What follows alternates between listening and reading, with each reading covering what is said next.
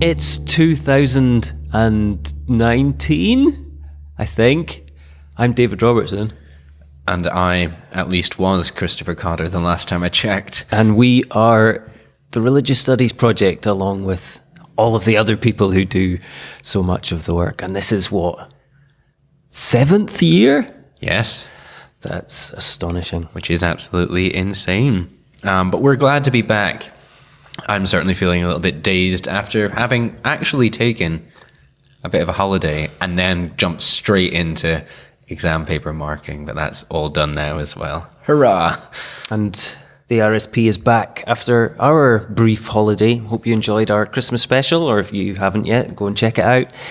Our interview this week, though, we're sticking with Chris and I for a couple of weeks as interviewers. Yeah, we hadn't done some for a while again, so here we go. And this one is Young People and Religion in a Global Perspective. And this is Chris speaking to Marcus Moberg and Sophia Sio. I am at the European Association for the Study of Religions conference in Bern, and I'm joined today by Marcus Moberg and Sophia Sio of the Abo Academy University. And they are both senior researchers on a massive project called the Young Adults and Religion in a Global Perspective project. Yes, the YARG project. And I thought this would be an excellent time for us to sit down and talk about this multinational, multi-researcher, polymethodic project, which will sit nicely with our interview that we did a couple of years ago with Naomi Thompson on religion, youth, and intergenerationality. So first of all, Marcus and Sophia, welcome to the Religious Studies Project. Thank you. Thank you. And thanks for making the time after your two intense panels this morning and on this third day of the conference after what was an excellent night out last night, I thought. We of course went to bed really early. Oh, exactly, of course. So just before we get into the broader topic, I've said you're working on this massive project, but you both are individuals in your own right who do other things. So maybe you could take a moment just to say who you are and your broader research interests and that sort of thing.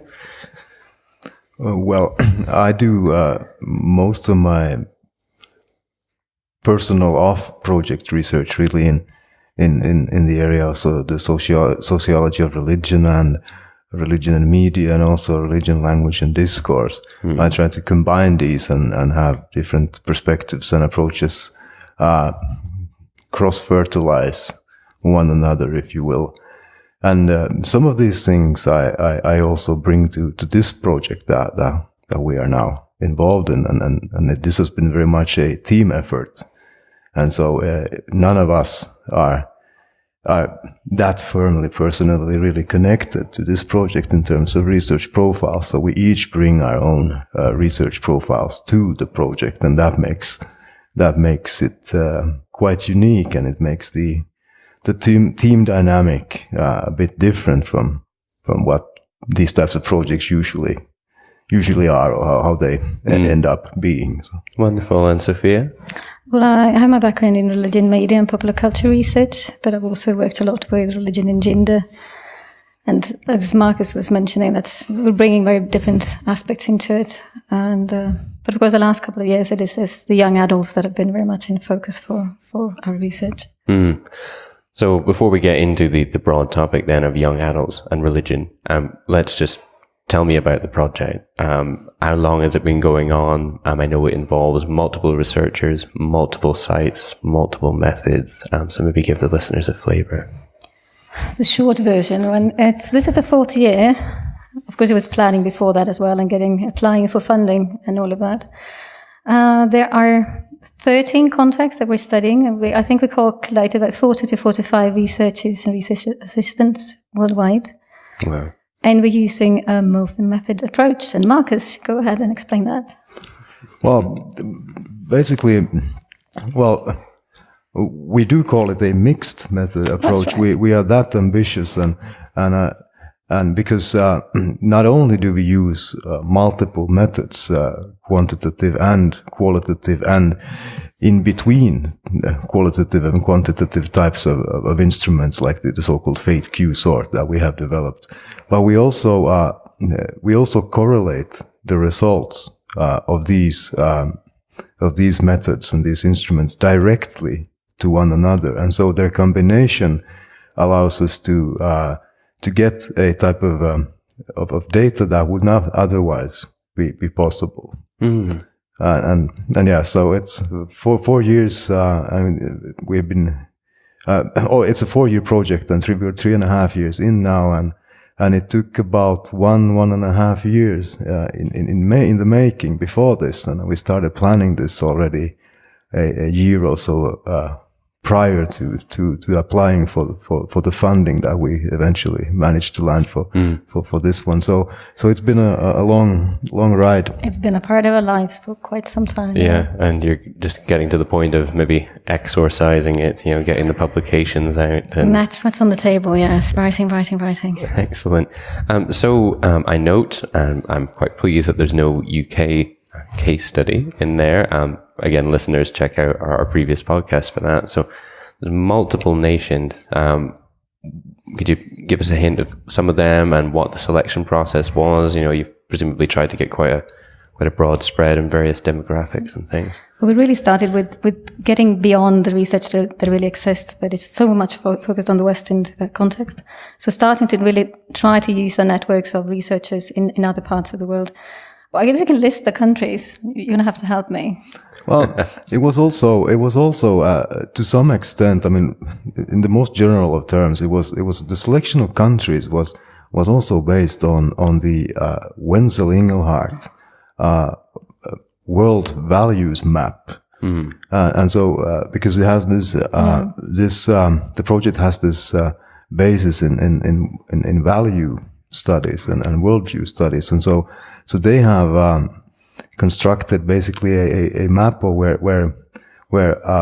of the whole world, basically, in regions that are characterized by different types of main value profiles. So, for example, people in some regions of the world tend to be more self-focused, perhaps, and more interested in developing themselves, whether others are more traditionally oriented and more security-focused, and so on.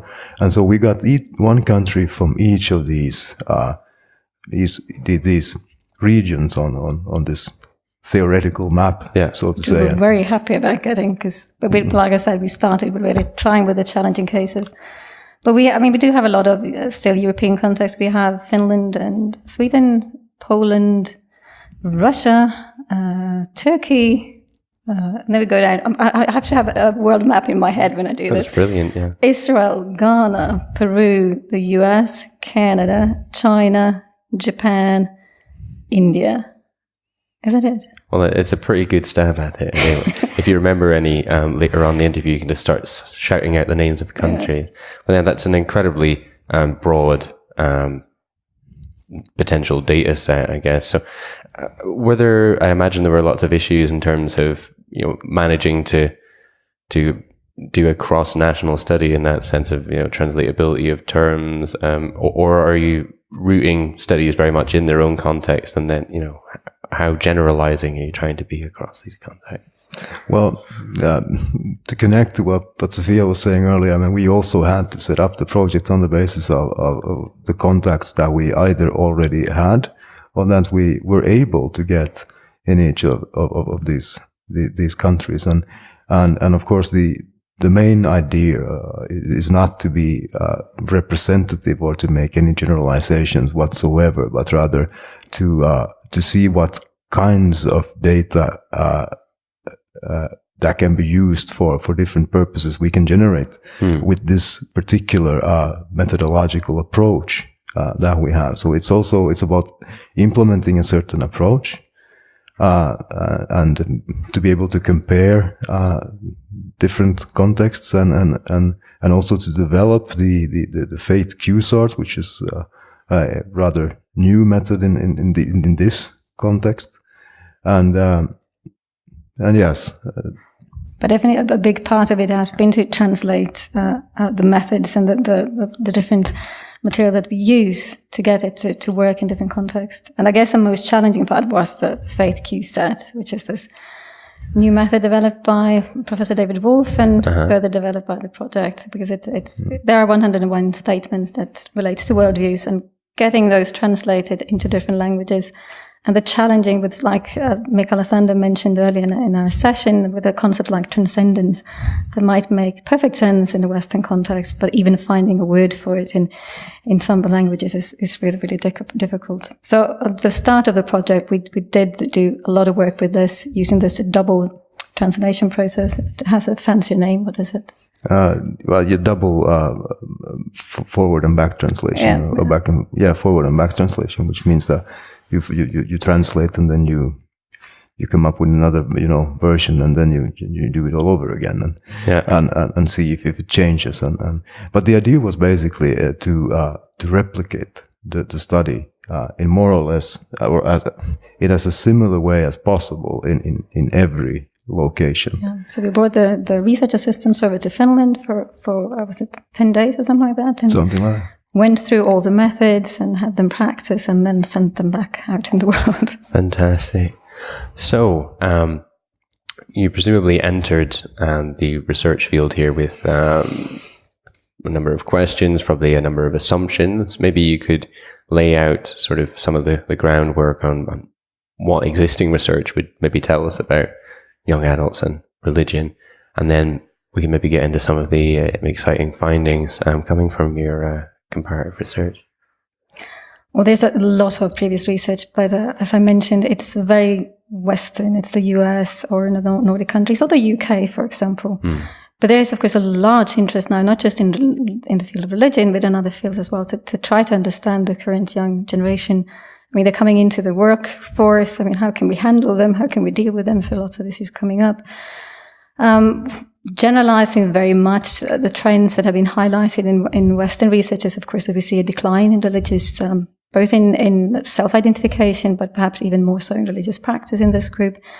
And this has been related both to young adults being a phase in life. That means that you're less connected to perhaps religious organizations, but also to a cohort that arguing for that this is a new generation, that because of their experiences of life, what is happening in society, connected to media, values and so on, they will be perhaps less interested in traditional forms of religion or traditional ways of being religious.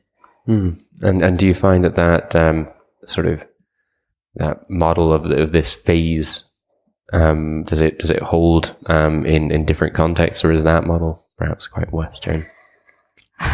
Yes and no. I mean, the idea with the faith Q set is also to get beyond simplifications of talking about religious or spiritual or non-religious, and really see that there are variations. What this method captures is sort of perspectives on religiosity that shows that in a context that might not just be one way of being religious, there are very different ways of doing it or relating to or having a worldview. So we get the complexity. We do definitely see that decline to some extent as well. We have in the survey questions where you're supposed to identify how religious the family you grew up in was, and then identify how religious you consider yourself to be. And here we see a decline. But then going into the interviews and also with the faith you said, we see that it's a complexity in it. There's this idea that runs through the material, quite, I would say, independent of context, of a freedom of choice. But then again, what does this mean in different contexts? And where does it come from? Is it actually the young generation, or does it come with their parents? Where does this come in? So we get some trends that we were expecting, but definitely also complexity. And we see that we need to understand the context and the cases, because it does look different in different contexts. And I might add that more on a meta-theoretical level, the project is also based on the assumption that that values play a much larger role in affecting how people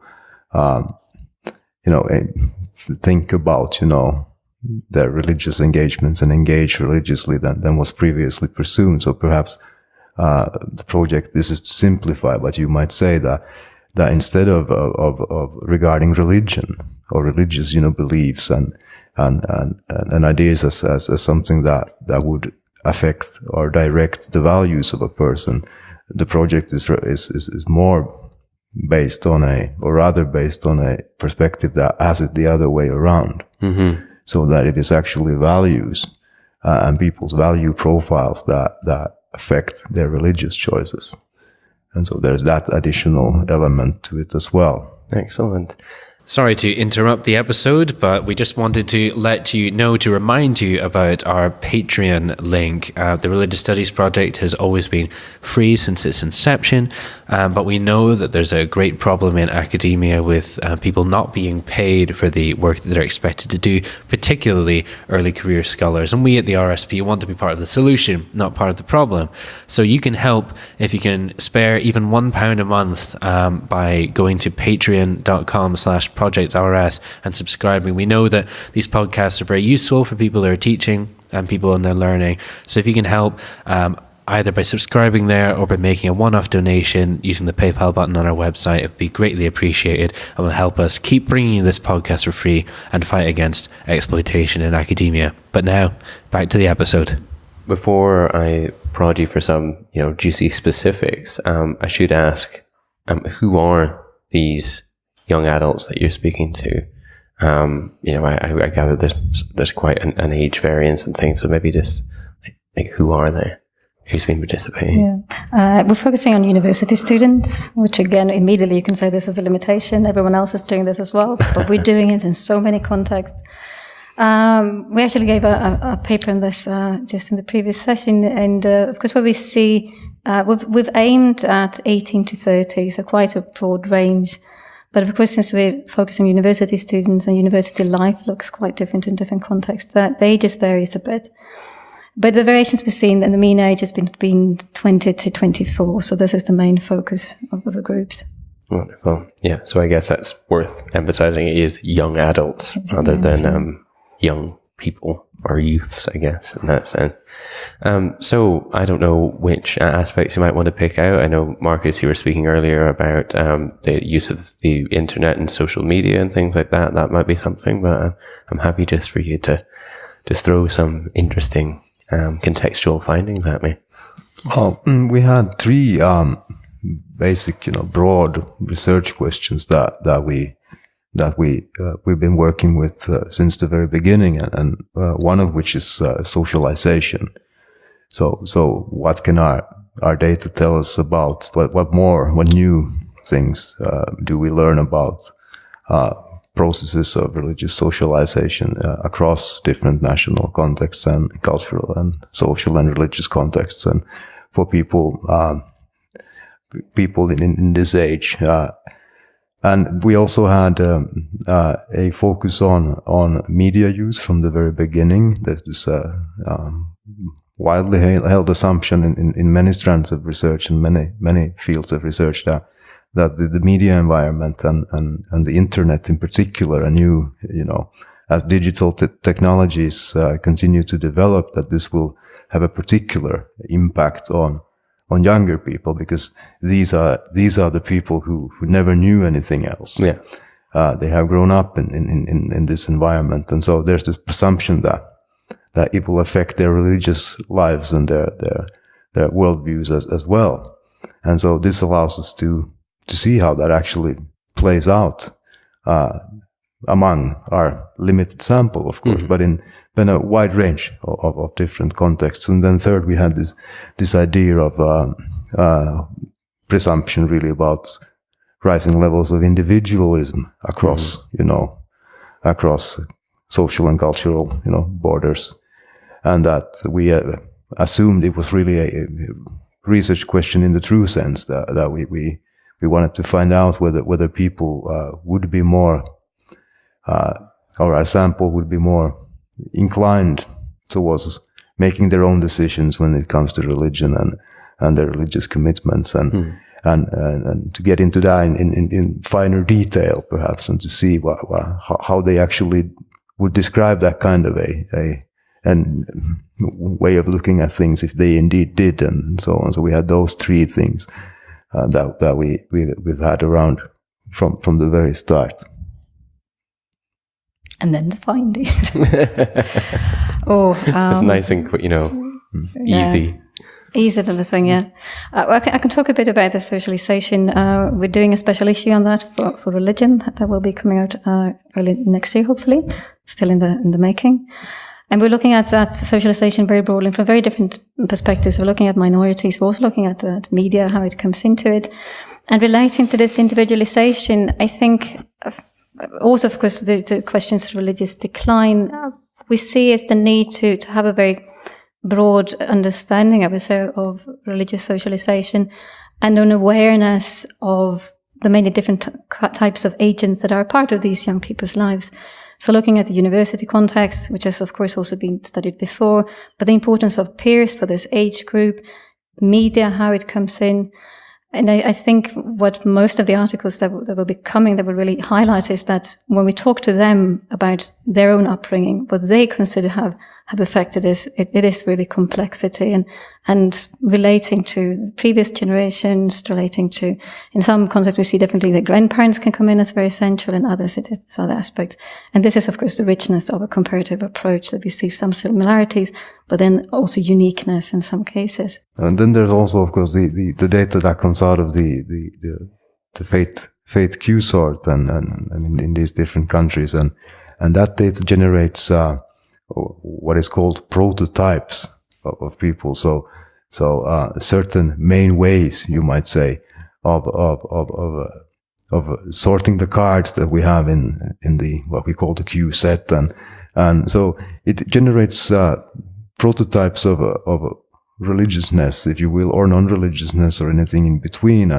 And what is interesting for me, for example, is to see how some of the people, or the people in these different countries who would fit into let's say a non-religious, in whatever way we define that, in a non-religious prototype, how similar they are to each other, or how dissimilar they might be to each other.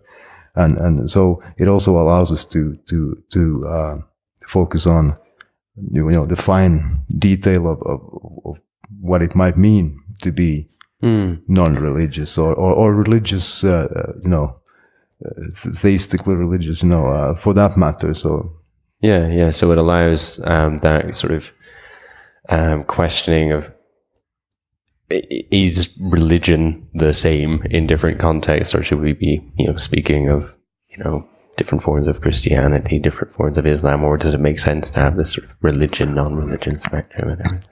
Well, yes. Well, at the very least, the data we have allows us to ask those questions. It forces us to ask those questions. But then again, each context should be, each national context or sample that we include should be understood primarily on its own terms. Mm-hmm. But on a higher level of abstraction and generalization, we can still make comparisons between different countries and different prototypes that the data generates.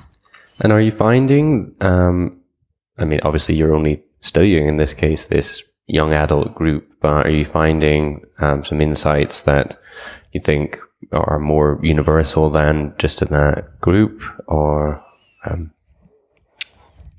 The big questions. I would say not to simplify. I think the media aspect, that is, if we want to find similarities, they all seem to be using media. Surprise, surprise. Yeah. But how they use it, how they experience it, even there we see variations. So I think there's definitely a need to not generalize too much, to realize that there's a uniqueness in context, but of course also in the context we see the variations. That also comes out of our methods, because the idea with the Faith Q set is really to capture variations rather than to say that what can we generalize about this, to see more of the variations. But I think that is at least my experience of working much with the interviews. Of course, we have certain stories that come again and again. That is related to being a young adult and related to being a university student. But depending on context, in some of the contexts that we are studying, we see political struggles going on. Some of them, like Ghana, of course, compared to the other contexts, are very, very religious. Religion as a part of daily life. As one of our research colleagues pointed out, there's not really a secular space, it's all a religious space, and this will shape your experience. And as Marcus mentioned, with the non-religiosity, we find non-religious people in all these contexts, but it's different if it's in Turkey, a very religious context, than in Sweden, where you almost have to explain if you're religious. It's sort of the other way around. So yeah. That's excellent. Yeah. And well, you'll probably both know that's one of the many reasons that I'll be particularly interested in the results of this study. So it seems that you've hopefully managed sort of the impossible in the sense of you've got quite a critically engaged worry about generalizing and about reifying categories and everything, and you've managed to take that sort of critically plugged in approach and then massive scale research. So it's yes, well, it's like Mika Lasander, who is one of the main,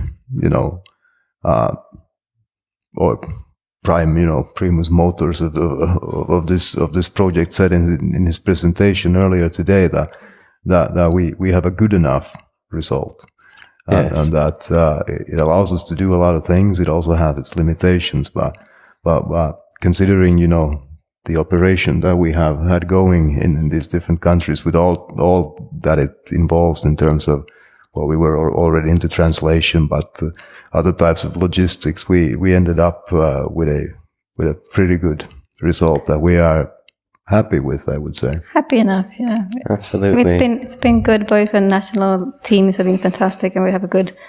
The head of the project, Professor Peter Nynes, have also done a great work with just keeping it all going. So I think we're satisfied enough.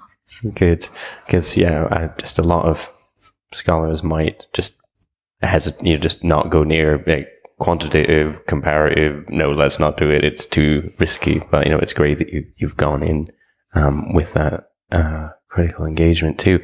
So we're just about coming up to time, but obviously this will have just skimmed the surface and made the listeners think, wow, there's a lot of data there. I'm really looking forward to all the in-depth publications and everything. Can you tell us, you've mentioned a special issue of religion. What are the other outputs, I suppose, for the project? We also have a main volume that will be coming out with Springer in 2019, which is the main findings. A lot of focus on the faith QSET, but also trying to cover the different material that we have.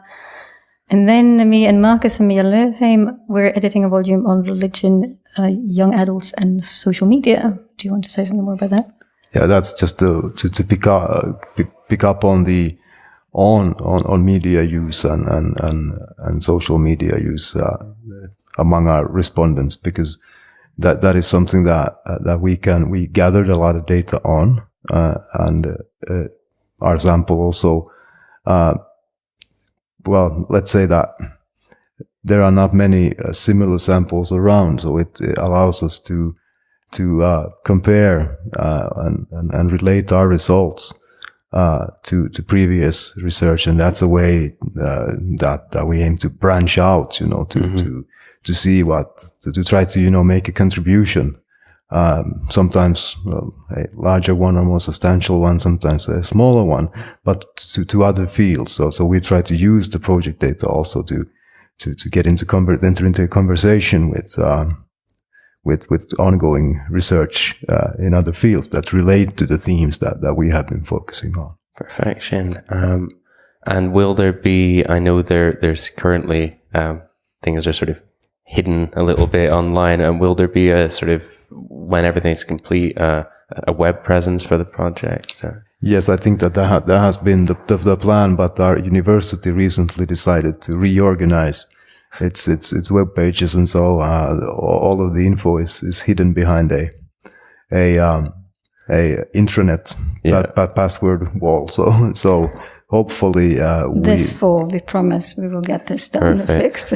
Well, it is June when we're recording, but it could well be the website will actually be there by the time this is broadcast. So hopefully we won't have long to wait, listeners. Well, we've talked very much around that project there, and I think we should call it a day so we can all go and get some coffee. So thanks so much, Marcus and Sophia. Thank you. Thank you. Thanks once again to Moritz for the excellent audio setup there in Bern. That interview was recorded 6 months ago now, so I'm glad that we finally got it out. It's just because we've got so much material at the moment. rather than have the same person interviewing over and over again for weeks on end, we like to vary them. So that's why sometimes it takes a few months for the material to come out. Yeah, and I think I mentioned when I recorded it, but I'll just flag up again, that you might want to check out one of the very first, it was certainly, I think it was my second ever RSP interview was with Sarah Jane Page in Durham on religion, youth and sexuality. And then for our Soccerel series, I spoke with Naomi Thompson on youth and intergenerationality. So you may want to check those out in the archive. But it was good to get... what I loved about that interview and the project that Sophia and Marcus were talking about was the large-scale quantitative approach, and that it had been a big planned project right from the beginning, in a way that... And they were asking critical questions from the beginning, which so often with quantitative work is lacking. So I'm really looking forward to it. Maybe by now the results of that study will have actually been published. It was sort of nearing completion when we spoke. So do check out the website that they mentioned in the interview. And if you're listening to this after Thursday the 17th, you should probably go and check out the response from Amanda Ryan, which is on the website, as always. Talking of Naomi's, which we were a second ago, next week's interview is one with Naomi Goldenberg, which I recorded at the BASR back at the beginning of September. And it's called Religion as a Tactic of Governance. And I've been looking forward to interviewing Naomi for a while, and she did not disappoint. But what about religion, though? For anybody who was at the BASR, at her keynote at the BASR conference, will remember there was an enthusiastic response, not all of it positive, to her presentation. Come back next week and find out why. Exactly. We'll play the credits here, so that'll tell you all the usual stuff that you need to know about using our various links, who sponsors us, and who the team is. Absolutely. All we really need to say is, welcome to 2019, and thanks for listening. The Religious Studies Project is sponsored by the British Association for the Study of Religions, the North American Association for the Study of Religion, and the International Association for the History of Religions. The RSP is produced by the Religious Studies Project Association, SCIO, a Scottish charitable incorporated organisation, charity number SCO 47750. Brought to you by founders and editors-in-chief Chris Cotter and David Robertson, and our managing editor Thomas J. Coleman III. Our features are edited by Jonathan Tuckett, and our Opportunities Digest by Ella Bogg. Podcast transcription by Helen Bradstock, with audio editing by Gregory Schneider and Samuel Ward. Social media managed by Ray Radford, and sales and marketing by Sammy Bishop. Don't forget you can support the project by using our amazon.com.co.uk and .ca links, or donating at patreon.com/projectrs. And you can find us on Facebook, Twitter, Google+, YouTube, iTunes and other portals.